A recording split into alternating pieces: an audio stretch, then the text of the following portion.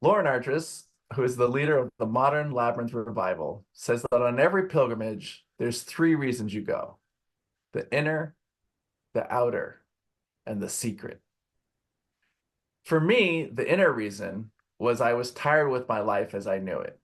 I had been a professional photographer for 13 years, and really I was getting burnt out and couldn't see how I could ever afford to raise a family as a photojournalist. The outer reason was that I wanted to go to Chartres Cathedral to become a trained labyrinth facilitator with Veritas, to learn from Lauren in the place where she had uncovered the labyrinth and moved the chairs 20 years earlier, to learn how to lead other people on labyrinth walks. And the secret is something that you don't know, something that reveals itself maybe 3 or 6 months later. And the pilgrimage transforms you, but you don't know exactly how or why. So, in 2011, on World Labyrinth Day, the first Saturday in May, I decided to gather all my friends together on the coast of Half Moon Bay at a labyrinth that I had created to heal at the end of a long-term relationship that had fallen apart. We gathered at that labyrinth and we toasted for my bon voyage with a case of Bonnie Doon Viognier. It had a labyrinth on the label. And so I ordered it from the local winemaker. And I said my goodbyes to all my friends and prepared for my journey ahead. On Monday, I turned in my last assignment to the newspaper where I'd quit my job. I cleared out my desk and I turned in my last photo assignment. On Tuesday, I taught my last 2 classes of photography at the local college where I was an adjunct professor. And on Wednesday, I had to catch my flight at 7:30.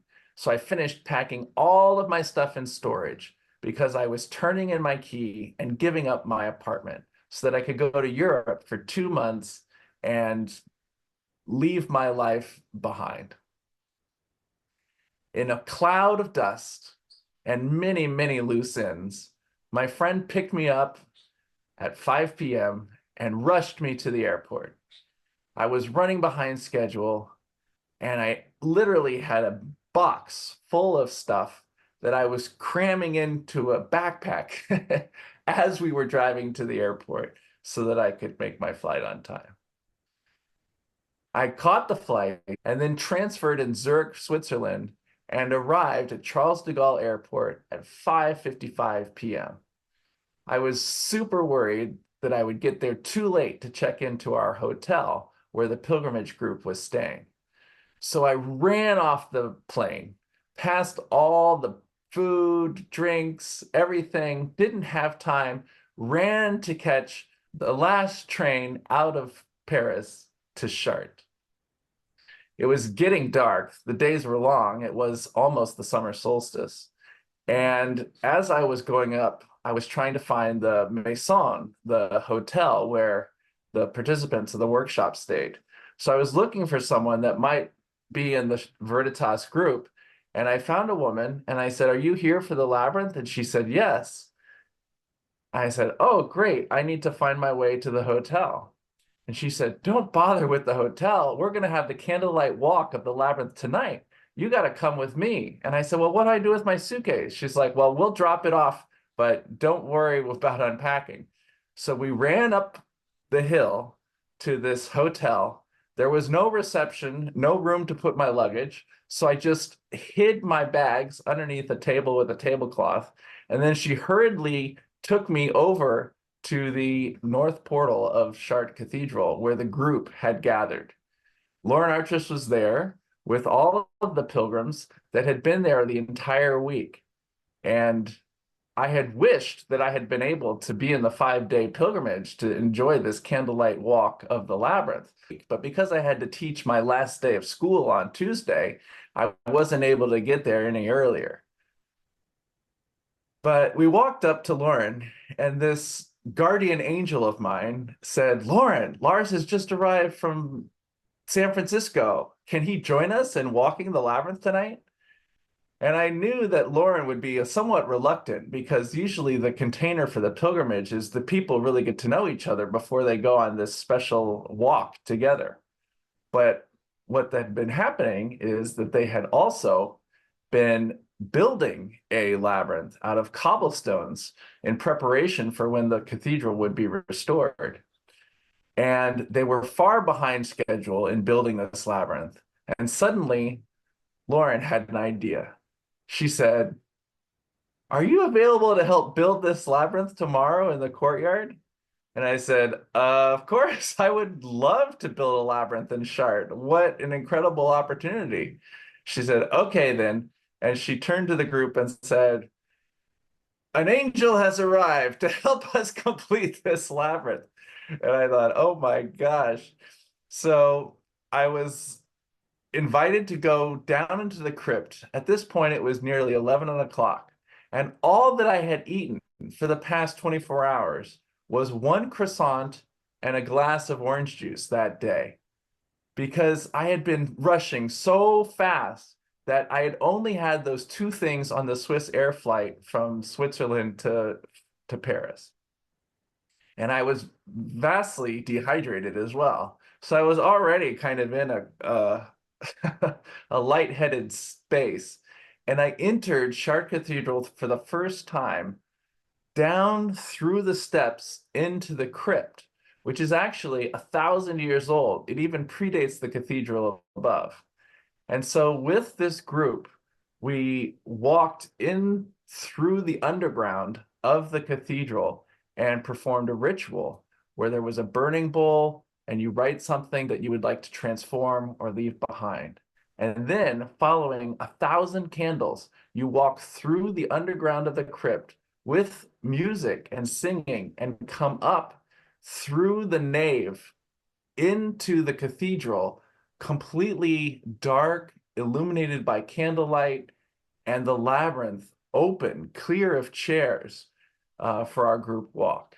And this was my first ever experience of the Chartres Labyrinth, was coming up and seeing it as pilgrims had, for the last 1,000 years, to see it and then have the opportunity to walk it with medieval music with the group. It was a walk that I'll never forget. When I arrived in the center of the labyrinth, there were two women completely dressed in black, with veils even. One of them was sitting and the other was standing.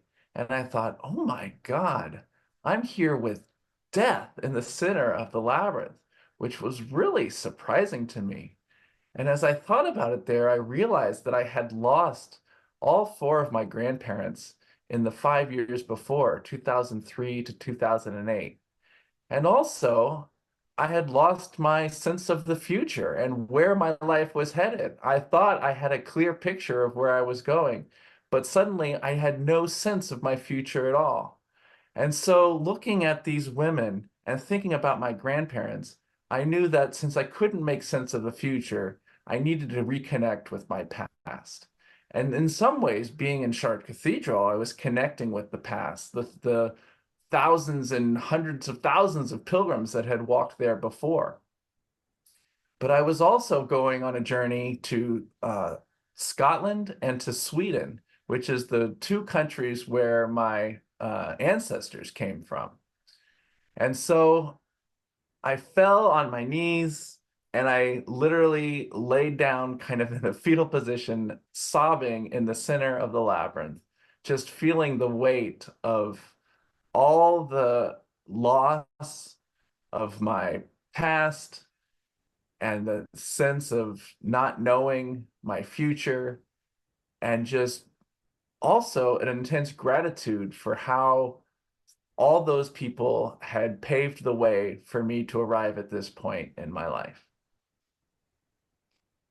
I walked out of the labyrinth and came back and saw Lauren.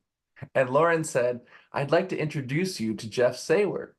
He's leading the labyrinth construction tomorrow." So we went over. At this point, it's like close to midnight.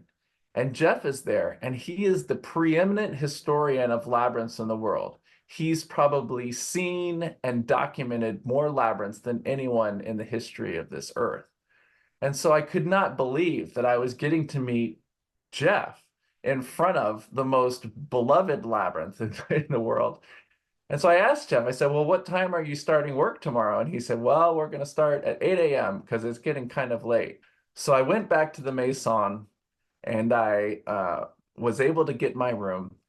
I slept for maybe 3 or 4 hours because by the time the sun was rising early the next morning, I needed to go out and see the cathedral for the first time in the sunlight of the day. So I went out, I saw the incredible cathedral there in the top of the hill, and then came back around, had my breakfast, and went down to dig in the cobblestones to create this Chartres replica. And what an incredible opportunity. It was really a dream come true. Not only had I walked the Chartres labyrinth by candlelight and experienced it that way, I then was able to build a Chartres labyrinth, which I think may be the first labyrinth built outside of the cathedral in Chartres in the last 800 years. So we worked all day long digging and digging, putting in these cobblestones, and we barely finished. It was maybe 5 o'clock that afternoon or evening when they brought out the champagne and Lauren Artris popped the cork, and Jeff was still finishing working, and they handed him his champagne, and he was still there on the side of the labyrinth trying to finish the final touches. But we took our group photo, and then we blessed the new labyrinth, the youngest labyrinth in the world at that moment, and we walked the cobblestone labyrinth all together.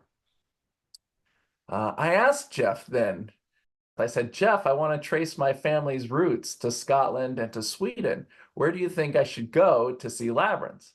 And he said, oh, if you're going to Scotland, you have to go to Iona to see the incredible labyrinth on that island.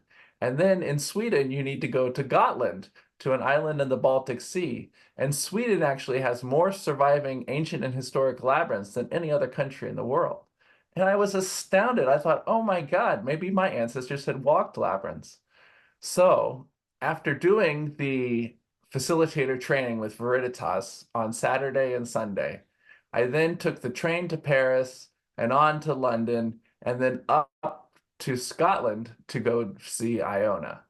In Iona, I connected with my father's side of the family, and I created a couple of temporary labyrinths on the island and just thought that the Iona labyrinth was one of the most beautiful labyrinths that I have ever walked in the classical form. Then I flew from Edinburgh to Stockholm and went to the island of Gotland in the Baltic Sea. And there I walked 20 labyrinths in 5 days, driving around the countryside in a rental car. And I really fell in love with labyrinths. I realized that while I had fallen out of love with photography, I had fallen in love with labyrinths. And that was the secret. Little did I know when I returned home, the winemaker who had made the bottles of wine with the Labyrinth label that we toasted my departure on World Labyrinth Day, he would email me and invite me to his new vineyard to create a labyrinth. And that would be my first professional labyrinth building project.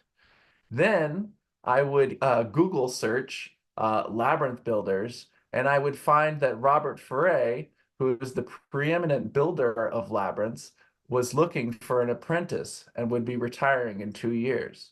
So I began an apprenticeship with Robert.